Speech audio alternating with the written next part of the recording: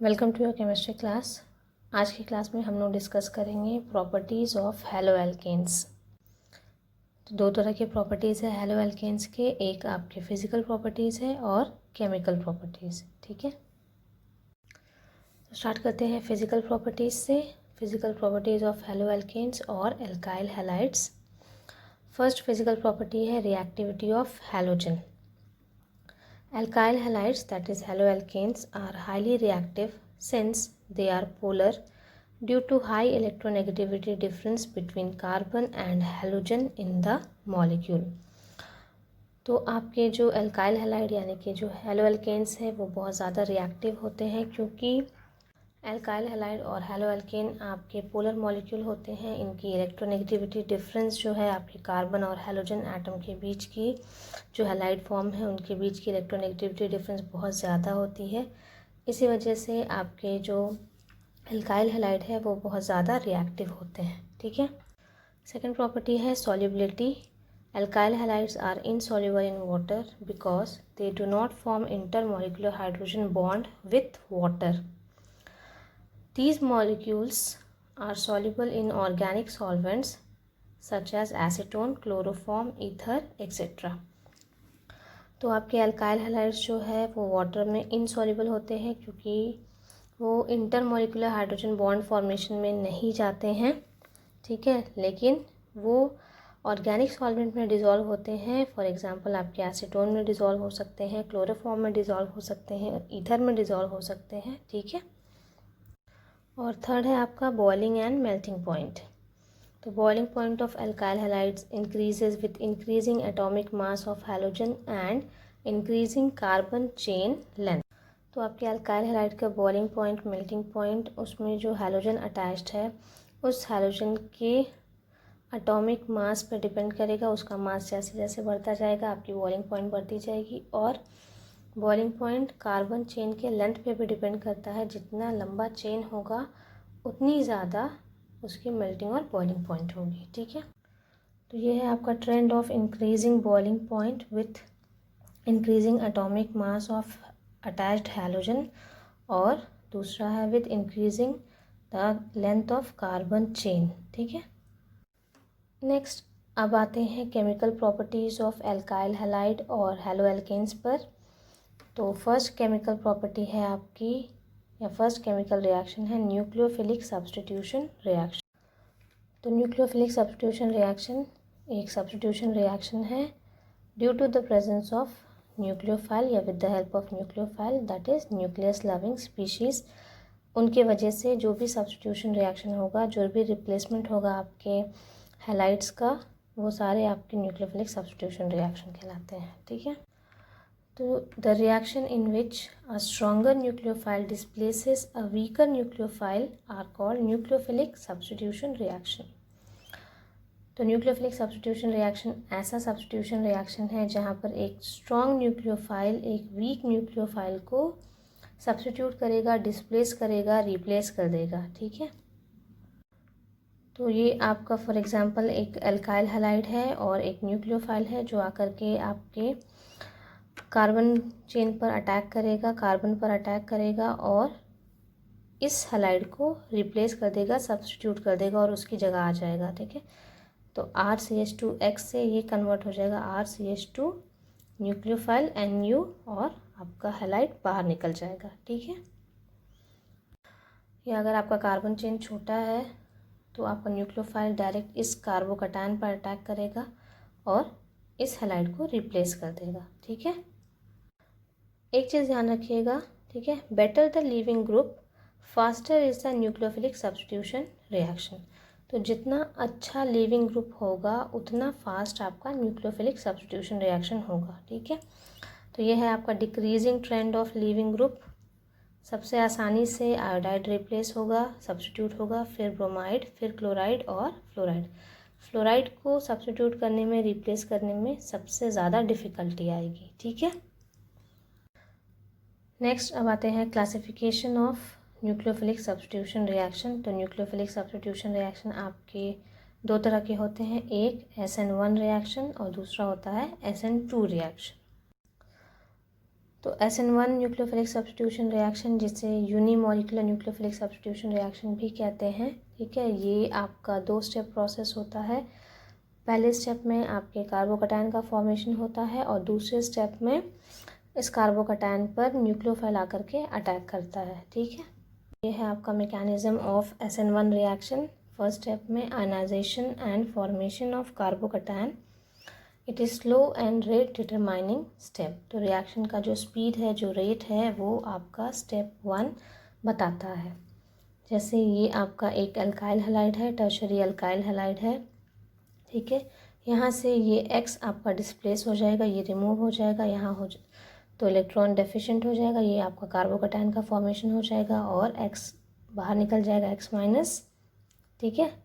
तो ये आपका फर्स्ट स्टेप है ऑफ SN1 रिएक्शन, ठीक है। फॉर एग्जांपल ये आपका टर्शरी अल्काइल हैलाइड है, जिसमें से हैलाइड डिस्प्लेस होने के बाद टर्शरी कार्बोकैटायन का फॉर्मेशन हो गया है और ये हैलाइड बाहर निकल गया। और सेकेंड स्टेप में ये जो कार्बोकैटायन का फॉर्मेशन हुआ है वो उस पर न्यूक्लियोफाइल अटैक करेगा to give a substitution product, ठीक है। तो इस कार्बोकैटायन पर आपको न्यूक्लियोफाइल आकर के अटैक करेगा, ये फास्ट स्टेप होगा, ठीक है, और एक सब्स्टिट्यूशन प्रोडक्ट बनेगा, ठीक है।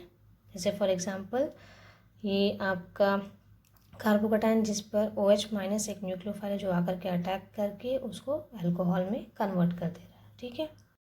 और दूसरा न्यूक्लियोफिलिक सब्स्टिट्यूशन रिएक्शन है SN2 रिएक्शन, जिसे बाईमॉलिक्यूलर न्यूक्लियोफिलिक सब्स्टिट्यूशन रिएक्शन कहते हैं, ठीक है। ये आपका सिंगल स्टेप प्रोसेस है। यहाँ पर एक ही स्टेप में हैलाइड का रिमूवल और न्यूक्लियोफाइल का अटैक हो जाता है, ठीक है। इसका मैकेनिज्म देख लेते हैं। It is a single step process by formation of activated complex transition state. तो SN2 मैकेनिज्म, SN2 रिएक्शन आपका सिंगल स्टेप प्रोसेस है और ये एक्टिवेटेड कॉम्प्लेक्स वाला ट्रांजिशन स्टेट का फॉर्मेशन करता है, ठीक है। तो आपका न्यूक्लियोफाइल इस अल्काइल हैलाइड पर अटैक करेगा, आपका ट्रांजिशन स्टेट आएगा जहाँ पर न्यूक्लियोफाइल टेम्पररी कार्बन से अटैच हो रहा है और हैलाइड टेम्पररी रिमूवल शो हो रहा है, ये वाला। तो इस तरह से आपका न्यूक्लियोफाइल आकर के अटैक ऐड हो जाएगा और ये फाइनली डिस्प्लेस हो जाएगा। तो इस तरह का आपका SN2 मैकेनिज्म फॉलो करने के बाद सब्स्टिट्यूशन प्रोडक्ट का फॉर्मेशन होगा, ठीक है। फॉर एग्जांपल ये OH माइनस न्यूक्लियोफाइल आपका मिथाइल क्लोराइड CH3Cl पर अटैक करेगा और ये एक एक्टिवेटेड कॉम्प्लेक्स ट्रांजिशन स्टेट का फॉर्मेशन हो रहा है। फाइनली क्लोराइड का रिमूवल हो जाएगा और ये आपका अल्कोहल का फॉर्मेशन होगा, अल्काइल हैलाइड से अल्कोहल का फॉर्मेशन हो जाएगा, ठीक है। तो ये जो दोनों आपके न्यूक्लियोफिलिक सब्स्टिट्यूशन रिएक्शन है SN1 एंड SN2, उन दोनों के बीच में कुछ पॉइंट्स ऑफ डिफरेंस है, ठीक है। तो उन डिफरेंस को डिस्कस कर लेते हैं, देख लेते हैं। फर्स्ट है SN1 reaction follows first order of kinetics, ठीक है। That is rate of reaction is directly proportional to the concentration of alkyl halide. तो SN1 रिएक्शन में आपका जो रिएक्शन का स्पीड है, जो रेट है, वो अल्काइल हैलाइड के कंसंट्रेशन पर डिपेंड करता है, ठीक है। That is dx/dt equal to K, एक कांस्टेंट लगा दिए, concentration of alkyl halide Rx, ठीक है। तो K यहाँ पर एक रेट कांस्टेंट है, प्रोपोर्शनैलिटी हटाने की वजह से एक कांस्टेंट लगा दिए K। Whereas SN2 reaction follows second order kinetics, ठीक है। सेकेंड ऑर्डर काइनेटिक्स फॉलो करता है ये, जिसमें रेट आपका प्रोपोर्शनल होता है to the concentration of alkyl halide and to the concentration of nucleophile, ठीक है। That is dx/dt equal to K, proportionality constant और rate constant, into concentration of alkyl halide and concentration of nucleophile, ठीक है। Second difference है कि SN1 reaction is completed in 2 steps by formation of carbocation as the reaction intermediate, whereas SN2 reaction is completed in one single step by formation of activated complex transition state, ठीक है। तो SN1 reaction carbocation के formation के process के through बनता है, ये 2 step process होता है। और SN2 रिएक्शन जो है आपका 1 स्टेप प्रोसेस है और उसमें एक्टिवेटेड कॉम्प्लेक्स वाला ट्रांजिशन स्टेट जो है उसका फॉर्मेशन होता है, ठीक है। थर्ड डिफरेंस है कि SN1 reaction is the character favoured by tertiary alkyl halide, ठीक है।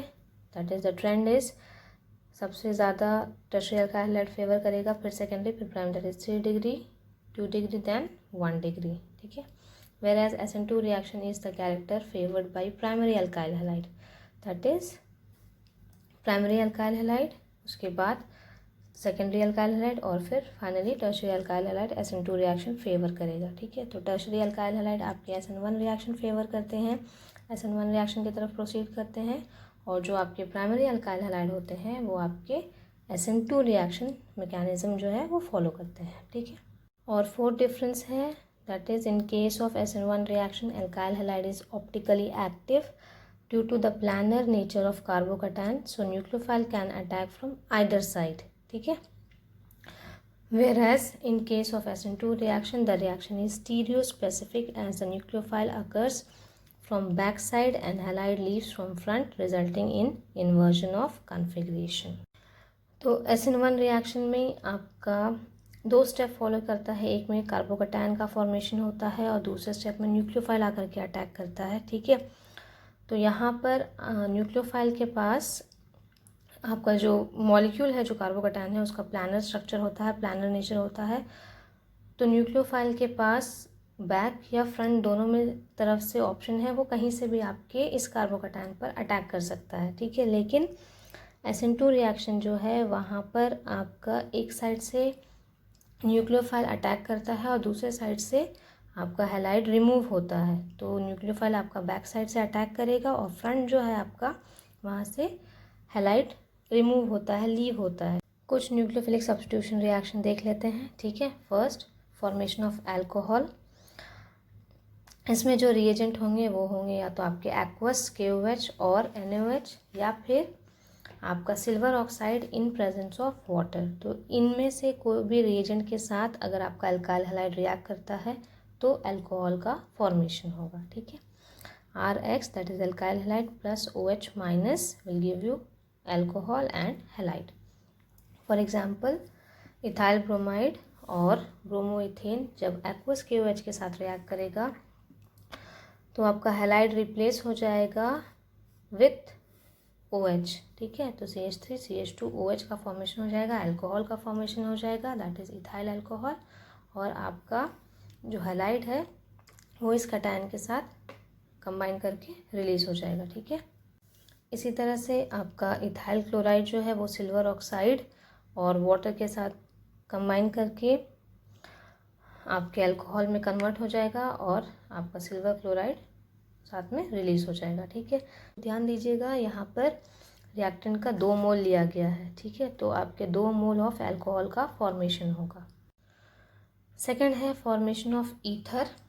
ठीक है, तो यहाँ पर जो रिएजेंट होगा आपका OR dash alkyl halide that is RX OR dash के साथ रिएक्ट करेगा और ROR dash that is ether का फॉर्मेशन करेगा। ठीक है, अब ये R और R डैश आपके सेम भी हो सकते हैं और डिफरेंट भी हो सकते हैं। ठीक है, यानी कि एक जैसे अल्काइल हैलाइड भी हो सकते हैं और डिफरेंट अल्काइल हैलाइड्स भी हो सकते हैं। ठीक है, for example ethyl bromide sodium ethoxide, ठीक है, NaOCH2CH3 के साथ जब रिएक्ट करेगा तो ईथर का फॉर्मेशन करेगा जो है आपका डाई इथाइल ईथर और साथ में सोडियम ब्रोमाइड रिलीज होगी। ठीक है, तो ये जो है आपका इस तरह से रिलीज होगा और ये आपके इसके साथ कंबाइन हो जाएगा। ठीक है, थर्ड है फॉर्मेशन ऑफ अमीन। तो अमीन फॉर्म करने के लिए बहुत सारे रिएजेंट है, या तो अमोनिया के साथ रिएक्ट कर सकता है या प्राइमरी अमीन, सेकेंडरी अमीन और टर्शरी अमीन। तो जब अल्काइल हैलाइड आपका अमोनिया के साथ रिएक्ट करेगा तो प्राइमरी अमीन का फॉर्मेशन करेगा,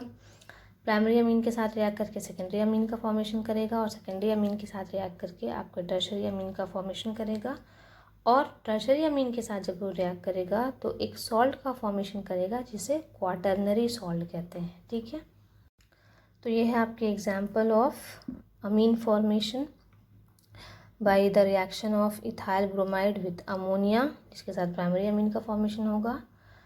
प्राइमरी अमीन के साथ आपका secondary amine that is diethyl amine का फॉर्मेशन हो रहा है। सेकेंडरी अमीन के साथ आपके टर्शरी अमीन का फॉर्मेशन हो रहा है और टर्शरी अमीन के साथ आपका एक सॉल्ट का फॉर्मेशन हो रहा है जो है आपका टेट्रा इथाइल अमोनियम ब्रोमाइड। ठीक है, फोर्थ है फॉर्मेशन ऑफ एल्काइल साइनाइड और एल्केन नाइट्राइल। ठीक है, तो यहाँ जो रिएजेंट है आपका वो साइनाइड आयन है CN-। तो एल्काइल हैलाइड आपके अल्कोहलिक साइनाइड के साथ जब रिएक्ट करेगा तो आपका अल्काइल साइनाइड और एल्केन नाइट्राइल्स का फॉर्मेशन करेगा। ठीक है। एग्जाम्पल, इथाइल ब्रोमाइड जब अल्कोहलिक पोटेशियम साइनाइड के साथ रिएक्ट करेगा या अल्कोहलिक सोडियम साइनाइड के साथ रिएक्ट करेगा तो आपके रेस्पेक्टिव अल्काइल साइनाइड का फॉर्मेशन करेगा और साथ में आपके रेस्पेक्टिव ब्रोमाइड्स रिलीज होंगे, फॉर्म करेंगे। ठीक है।